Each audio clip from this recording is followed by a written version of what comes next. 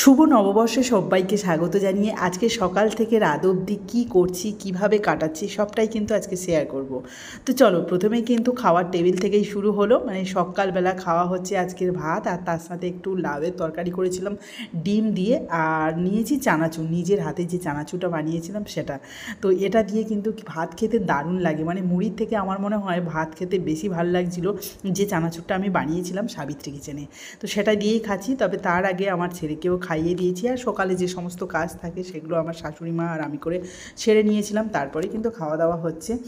তো তারপরে আবার দুপুরে রান্নাবান্নায় চলে যাব। আর যেহেতু আজকে পয়লা বৈশাখ, প্রত্যেকের বাড়িতে কিন্তু একটা মহা আয়োজন চলে, এটা বাঙালির কাছে স্পেশাল থাকে, বিশেষ করে তো খাওয়া দাওয়ায়। তো আমাদের বাড়িতেও খাওয়া দাওয়া তো হবেই, তবে আজকের একদম অন্যরকম, মানে বাঙালিয়ানা নয়। তো সেটা কেন হচ্ছে বা কি হচ্ছে সবটাই জানতে পারবে, পুরো ভিডিওটা দেখো।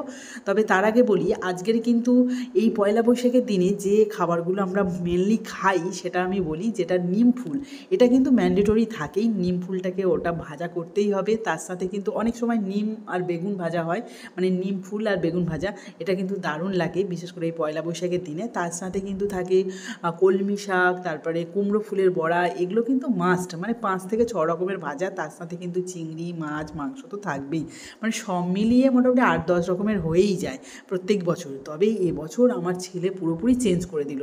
ও আগের দিন থেকে এত বায়না করলো যে কোনো রকমভাবে মাছ বা চিংড়ি বা অন্যান্য ভাজা এসব কিছুই চলবে না, বা কিছুই খাওয়া যাবে না, হবে শুধু বিরিয়ানি। শুনে তো সবাই মাথায় হাত দিলাম যে কি করে সম্ভব, এটা এত বছরের নিয়ম বা পরিস্থিতি যা আমরা মেনে এসেছি সেটা কিন্তু সম্পূর্ণ পাল্টে যাচ্ছে। তো কিছু করার নেই, বাচ্চার জন্য কিন্তু আমরা সবাই মেনে নিয়েছি এই কাজটা করতে। তবে হ্যাঁ, ওকে বলেছিলাম যে ওর মতোই রান্না করে দেবো, আর আমাদের বাঙালিয়ানা সব রান্নাবান্না হবে, কিন্তু ও কোনোভাবেই মানেনি। ও কান্নাকাটি করে রীতিমতো বলেছে যে সববারই জন্য কিন্তু বিরিয়ানি বানাতে হবে। প্রত্যেক বছর যেমন নিমফুল রান্না হয় তেমনই রান্না হবে ভেবে বাবা হচ্ছে কি নিমফুল পেরে নিয়ে এসেছিলো, আর সেগুলো মা ছিঁড়ে ছিঁড়ে রোদ্দুরে দিয়ে রাখছে পরে রান্না করার জন্য। আর তার সাথে সাথে নিম পাতাগুলো কিন্তু কাঁচা হলুদ দিয়ে বেটে রেখেছে, ওটাকে কিন্তু আমরা মাখবো। সারা বছরে যে স্কিনের ওপরে রোগ জীবাণুগুলো হয় বা ময়লা পড়ে সেগুলো কিন্তু আজকেরই রিমুভ করা হবে। তো এটা নিয়ম থাকেই আমাদের, ওটা অবশ্যই হবে। তো সেটা হয়ে যাওয়ার পরেই কিন্তু আমি চলে এসেছি ওই যে চালটাকে ভিজিয়ে রাখার জন্য। আর বিরিয়ানি মাংসটা আমি আগে থেকে ধুয়ে ভালো করে পরিষ্কার করে নিয়েছি। এবার দেখো রান্নাঘরে চলে এসেছি রান্না করার জন্য। একদিকে চালটা সিদ্ধ হবে বলে একটা হাঁড়ি বসিয়ে দিয়েছি, আর একদিকে কিন্তু পেঁয়াজের বেরেস্তা বানিয়ে নিচ্ছি, আর ওদিকে কিন্তু বিরিয়ানি আলুগুলোকে ভালো করে একটু মানে সিদ্ধ করে নিয়ে তারপরে সেটাকে তেলে ভেজে নিয়ে তারপরে কিন্তু বেরেস্তাটা বানাচ্ছি। এরপরে চিকেনটা কষবো, তারপরে এদিকে ভাতটা হয়ে গেলে তখন ভাপে দেবো, ব্যাস খুব তাড়াতাড়ি হয়ে যায়। কিন্তু একটা ব্যাপার আছে যে বাঙালি রান্নাবান্না করতে গেলে কিন্তু অনেকটা সময় লাগে, কিন্তু এই বিরিয়ানিটা বেশি সময় লাগে না, এক ভাপেও হয়ে যায়। তবে সেটা না করে আমি আবার চালটাকে আলাদা করে সিদ্ধ করে তারপরে বানালাম। তবে এটাও খুবই সহজ, আর যারা বানাতে পারে তো কোনো ব্যাপারই নয়।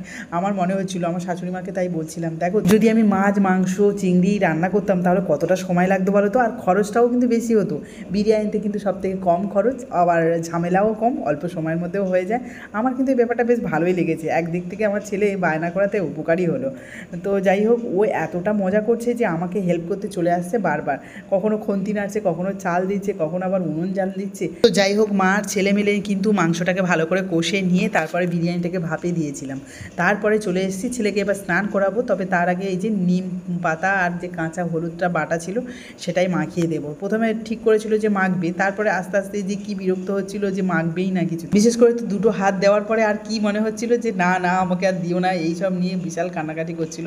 তবু জোর করে একটু মাখিয়ে দিয়েছিলাম সারা গায়ে, আর একটু অস্বস্তি হচ্ছিলো। আর নিমের পাতাটা এত তিতো, মানে অনেকটা পরিমাণে বাটা, তো এবারে ওই যখন গায়ে লাগাচ্ছি তখনই দেখতে পাচ্ছি যে জিভ পর্যন্ত তিতো হয়ে যাচ্ছে, এরকম একটা অবস্থা। তো যাই হোক, ওকে এই যে মাখিয়ে দিয়ে এবার স্নান করিয়ে দেবো, তারপরে কিন্তু আমরা নিজেরাও মেখে নেবো, কারণ ওইদিকে বিরিয়ানিটা ভাপে চলছে, মানে তারপরে আমরা এর মাঝেই স্নান টান করে নিয়ে সবাই মিলে একসাথে খেতে বসবো। তবে আমার ছেলেকে স্নান করানোর আগে থেকেই বিরিয়ানি যেই গন্ধ পেয়েছে ও তো কান্নাকাটি শুরু করে দিয়েছে যে এক্ষুনি আমাকে খেতে দাও। তো তার জন্যই কিন্তু ওই আধা ঘন্টা মতো ভাপে রেখেছিলাম, তারপরে সবাই মিলে কিন্তু খাওয়ার টেবিলে চলে এসেছি। এবার দেখো বিরিয়ানি হাঁড়িটা ঘরে নিয়ে চলে আসা হয়েছে, এবার আমি খুলবো। তবে এই যে ঘরে আনার সঙ্গে সঙ্গে সারা ঘরে গন্ধ ছড়িয়ে গেছে। বিরিয়ানিটা বিরিয়ানিটা এমন একটা জিনিস, মানে কারোর বাড়ি যদি হয় পাশের বাড়ি কিন্তু সবাই গন্ধ পেয়ে যাবে যে হ্যাঁ বিরিয়ানি হয়। তো যাই হোক, আমাদের কাছে কিন্তু বিরিয়ানি মানে একটা স্পেশাল ব্যাপার। মাছ, মাংস, চিংড়ি এইসব যদি রান্না হয় সেটাতে এতটা ইন্টারেস্ট হয় না যতটা না আমাদের এই বিরিয়ানিতে ইন্টারেস্ট থাকে। তো এই যে ভালোভাবে হাঁড়িটাকে ঝাঁকিয়ে নিলাম, এবারে কিন্তু লেগ পিস বা এমনি চিকেনগুলোকে আলাদা করব আর আলুগুলোকে আলাদা করব বলেই ভেবেছিলাম, কিন্তু আমার ছেলের ওই যে এত চিৎকার করছে যে তাড়াতাড়ি করে ওর জন্য আর ওর বাবার জন্য আগে একটা প্লেটে তুলে নিলাম। তারপরে বাবা আসছে, বাবা আবার স্নান টান করে একটু রোদ্দুরে দাঁড়ায়, তাই দাঁড়িয়েছে যখন, তাহলে আমি ভাবলাম যে কুটুসে খাইয়ে দিই তারপরে খাচ্ছি। ওকে খাওয়াতে খাওয়াতে খেতে না মানে বিরক্ত লাগে, মানে ঠিক মতো যেন আমার খাওয়া হয় না, সেই জন্য ভাবলাম যে ওকে খাইয়ে দিই আগে। আর হ্যাঁ জানো, এই বিরিয়ানির সাথে আর হয়েছিল আমের চাটনি, কারণ বাবা বলেছিল আম ডাল নইলে আমের চাটনি যে কোনো একটা করতেই হবে, তাই আমের চাটনিটা করা হয়েছে, মানে মুখ শুদ্ধি বিরিয়ানি খাওয়ার পরে আর কি হবে ওটা। তো যাই হোক চলো এখন আমার ছেলেকে খাইয়ে দিই। তো দেখো দুপুরে তো সবাই জমিয়ে খাওয়া দাওয়া করার পরে একটু রেস্ট নিয়েছিলাম, তারপর সন্ধ্যের সময় বেরিয়ে পড়েছি আবার নিমন্ত্রণ বাড়ি যাওয়ার জন্য। আর আজকে তোমাদের দাদাভাইয়ের ছোটোবেলার বন্ধু অমিতার বাড়িতে যাব। আজকে ওখানে রয়েছে পুজো, আর ওখানে প্রত্যেক বছরই পয়লা বৈশাখের দিনে বাবা পঞ্চাননের পুজো হয়।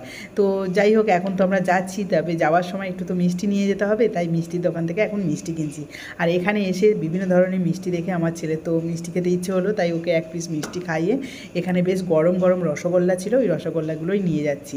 তো দেখো কথা বলতে বলতে চলে এসেছি অমিতদার বাড়িতে, আর এখানে অমিতদার মাসি এবং অন্যান্য আত্মীয় স্বজনরাও ছিল, ওনাদের সাথে কথা বলছিলাম। আর ইনি হচ্ছে আমার ভিডিও দেখে, ভীষণ পছন্দ করে, সেটা নিয়ে গল্প। আর এটাই কিন্তু একটা সবথেকে বড় পাওয়া, মানে যারা ক্রিয়েটার রয়েছে তারা তো জানোই যে কেউ যদি এরকম ভালোবাসার মানুষ যদি সামনে এসে বলে যে তোমার ভিডিও ভীষণ ভালো লাগে, তাহলে কিন্তু আরও মানে মনে হয় ভালো ভালো ভিডিও ওনাদের জন্য উপহার। তোমরাও আশীর্বাদ করো আমি যেন আরও নতুন নতুন রান্না তোমাদেরকে উপহার দিতে পারি। আর আমার ছেলে কিন্তু এখানে এসে খুব মজায় আছে, কারণ কি বলো তো, যে অমিতদাকেও ভালোভাবে ও চেনে, তারপরে অমিতদার বউ মানে শর্মিষ্ঠা দি, তারপরে আমাদের গুগল বাবু, সবাইকেও তো চেনে। সেই মায়াপুরে গেছিলাম সেইবার থেকে একে তো খুব ভালোভাবে চেনে এবং এর সাথে খুব খেলতেও চায়, প্রায় সময় নামও বলে, কিন্তু আসাও হয় না বা সময় হয় না বলে। এই যে দেখো তোমাদের দাদাভাইয়ের আরও এক বন্ধুর সাথেও দেখা হয়ে গেছে, খুব ভালো লাগছিল ওদের, আর আমারও ভালো লাগছিলো, আর মনেও হচ্ছিল যে আমারও ছোটোবেলার বন্ধুর সাথে দেখা হলে না ভীষণ ভালো লাগে। তবে এই যে দূরে বিয়ে হওয়ার পর তেমনভাবে বন্ধুদের সাথে দেখা হয় না, তবে হ্যাঁ এইবারে যে বাপের বাড়ি গেছিলাম ওখানে গিয়ে একজন স্কুল ফ্রেন্ডের সাথে দেখা হয়েছিল, খুব ভালো লাগছিলো। সে এখন পুলিশে চাকরি করছে, আর আমি ছাপোষা মানুষ বুঝতেই পারছো, রান্না করে বেড়াচ্ছি। তবে যাই হোক, যে যার কাজ সে যার কাছেই অবশ্যই ছোট করা উচিত নয়। তো যাই হোক, এখানে কিন্তু এই যে আমাদের লুচি, ঘুগনি, মিষ্টি একের পরে এক খাবার দিচ্ছে, আমরা খেয়ে যাচ্ছি বসে বসে। তো দেখো অনেক কষ্টসৃষ্ট করে খাবার দাবারগুলো শেষ করেছি, আর তারপরে কিন্তু বাইরে চলে এসেছি অমিতদার স্পেশাল নার্সারি দেখতে। আর এই নার্সারিটা এত সুন্দরভাবে সাজিয়ে রেখেছে অ্যাডেনিয়াম গাছে, মানে দারুণ দেখতে লাগছিল। আর বনসাই হয়ে গেছে, 5 থেকে 6 বছর মতো রেখেছে, এতে করে এত সুন্দর বনসাই হয়ে আছে, মানে দারুণ যাকে বলে। আমি তাই বলছিলাম যে তুমি বিক্রি করবে না, বলছে না, মানে ওটা ওনার শখের আর কি জিনিস, তাই একটুও বিক্রি করে না। চারিদিকে দেখো 3টে লাইন আছে, ভরা রয়েছে, আর বিভিন্ন কালারের, সত্যি সুন্দর পরিচর্যাও করে রাখে সুন্দরভাবে। আর আমারও কিন্তু একটু গাছের দিকে টান রয়েছে, তাই এখানে বাইক থেকে নামার সঙ্গে সঙ্গে আমি বাগানের দিকে তাকাচ্ছি, মানে বাড়ির লোকজনের সাথে যে কথা বলতে হবে বা বাড়ির লোকজন আছে কিনা সেটা দেখতে হবে, সেটা কিন্তু আমার মাথায় আসেনি। তো পরে মনে হচ্ছিলো তোমাদের দাদাভাইকেও তাই বলছিলাম। তো যাই হোক, এখান থেকে কিন্তু আমরা চলে গেলাম অমিতাদের ছাদের উপর। আর হ্যাঁ, অমিতা কিন্তু পাখিও চাষ করে, পাখি অনেক রয়েছে 3 তলার উপরে, সেটা দেখতে পারিনি কারণ সন্ধে হয়ে গেছে, অন্ধকারের মধ্যে আর যাওয়া হয়নি। পরে কোনো একদিন দিনের বেলা এসে পাখি দেখবো আর তোমাদের সাথেও শেয়ার করবো, ঠিক আছে? তো যাই হোক, এখন কিন্তু আমরা দোতলায় আছি, আর দোতলার ঘরটা কিন্তু নতুন করেছে, আর এই ঘরটা এতটা বড়, ভীষণ ভালো লাগছিলো। তাই তোমাদের দাদাভাইয়ের সাথে কথা হচ্ছিলো যে আমাদের ঘরগুলো এত ছোট ছোট যে একটা খাট রাখার পরে কিন্তু কোনো জায়গা বা স্পেস নেই, যেটা বাচ্চা নিয়ে নিচে একটু খেলাধুলো করা বা পড়াশুনো করানো কিছুই হয় না, সব খাটের উপর সারা দিনটাই 24 ঘন্টায় মনে করতে পারো যে খাটের উপরেই আছি। তো এই নিয়ে দেখে না আমার খুব রাগ ও কষ্টও হচ্ছিলো যে আমাদের ঘরগুলো কেন বড় করোনি। তো এইসব কথাবার্তা বলার পরে, আর ওখানে কিছু আত্মীয় স্বজন ছিল, ওনাদের সাথেও কথা বলছিলাম, তারপরে ওনারাও আমার ভিডিও দেখে, সেই নিয়েও বলছিল, খুব ভালোও লাগছিলো। তো যাই হোক, এখন কিন্তু আমরা বাড়ি চলে যাব, তবে তার আগে একটুখানি মেলাটা দর্শন করতে হবে। তো মানে যে উদ্দেশ্যে এসেছি সেই উদ্দেশ্যটাই সফল করিনি, তাই আমরা বাড়ি যাবার আগে মেলাটাকে ঘুরে দেখলাম। অমিতাও সঙ্গে এসেছিলো, তবে শর্মিষ্ঠা দিয়ে আর সময় পাচ্ছিল না, কারণ বাড়িতে সমস্ত আত্মীয় স্বজনরা রয়েছে, তাই আমরা একটু ঘুরে টুরে, আমার ছেলে একটু রাইডস চললো, আর তার সাথে সাথে একটা খেলনাও নিয়েছে। তারপরে অমিতাদের বাড়ির জন্য কয়েকটা আইসক্রিম কিনে আমরা বাড়ি ফিরলাম। আর আজকে ভিডিওটা এই পর্যন্ত। তোমাদের এই নববর্ষের ভিডিওটা কেমন লাগলো অবশ্যই কিন্তু কমেন্টে জানিও, আর ভালো লাগলে প্লিজ একটা লাইক করে দিও। আজকের মতো টাটা অ্যান্ড গুড নাইট।